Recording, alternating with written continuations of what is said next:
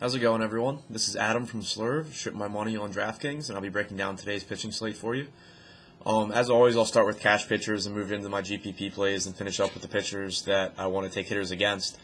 Today's a little bit more DraftKings heavy just because DraftKings has some really big tournaments, but I think most of my plays will probably be pretty good on FanDuel as well.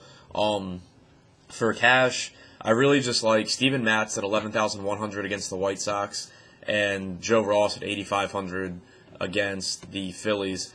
I think Matz will be probably the most popular of the upper tier pitching options on DraftKings because he's just got a better matchup than anyone else. Arrieta's priced way up to 13,000, and Fernandez is at 12,400 in a tough matchup with the Pirates. Sorry. So I think Matz, who's been really good lately, will probably be really popular, and I'm fine with him in cash, where he's facing a White Sox team that isn't that good, and he's at home, and just it's a nice safe matchup for him. And then Joe Ross facing the Phillies.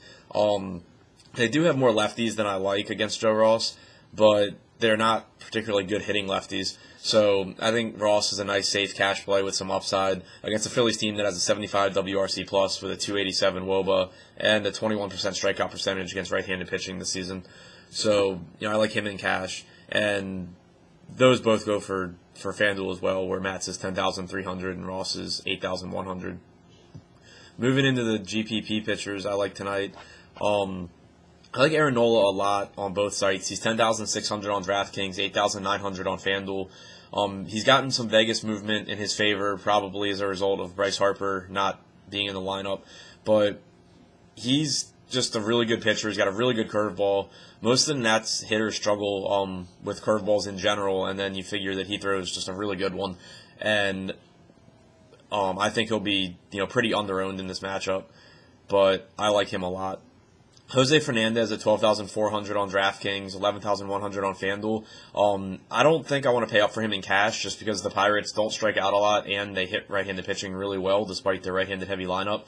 But I do like him in tournaments because his upside is just so high. He strikes out 46% of right-handed batters he faces this season, and the Pirates have a right-handed heavy lineup, so the upside is definitely there for him to have a big game. Moving down a little bit, Drew Smyly at 8,800 on DraftKings, 9,100 on FanDuel. It's a matchup with the Royals that people don't like to target pitchers against the Royals because they don't strike out and they put the ball in play a lot.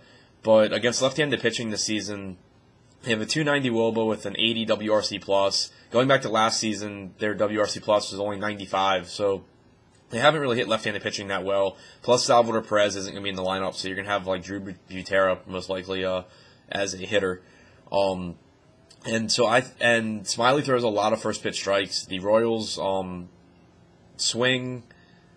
the sixth highest swing percentage and fifth highest zone contact percentage in the majors this year. So I think that even if Smyly's strikeout numbers are a little bit lower, since it's not a great strikeout matchup, I think he could really get deep in this game and pick you up some extra points that way, because I think if he's not striking people out, he's not going to be throwing a lot of pitches because they're going to be putting the ball in play early and they just don't hit that well against lefties. So I could see him just going really deep in this game and making up for the lack of strikeouts.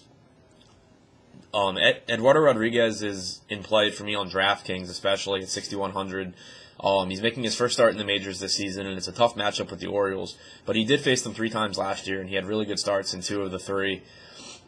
He threw over 100 pitches in his last 2 outings in the minors, so he shouldn't be on a pitch count. And he's just way too talented to be priced at 6,100. Jake Peavy is an interesting play for me in tournaments that I don't think I'll actually have, but I don't hate the play. He's a fly ball pitcher going against the Braves, who don't have a lot of power, so he should have a nice outing.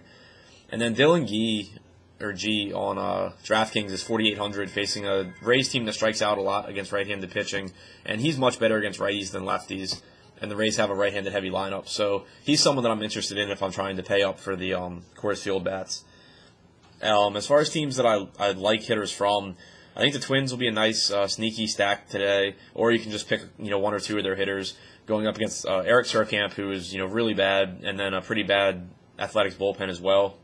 The Mets will probably also be lower owned than they should today against Matt Latos. I like the Rockies, obviously, in cores. I'm not planning on playing the Reds because I think John Gray is a really good pitcher. The only way I'll play the Reds is if nobody else is playing the Reds. But I do like the Rockies a lot. Just be sure to pair them in tournaments with less popular options. The Giants are becoming probably my favorite low-owned stack today, going up against Matt Whistler, especially on DraftKings where they're priced really, really low. I really like them today. And then the Cardinals in a great matchup, ballpark boost going to Miller Park, going up against Willie Peralta, who's terrible. I like them a lot. They're also projected to score, I think, like 5 runs, so I think they'll be pretty popular. So that's what I'm thinking so far today. As always, make sure you stop into the Slurve chat throughout the day and get my takes as I get more information based on lineups and stuff like that. Good luck today, guys.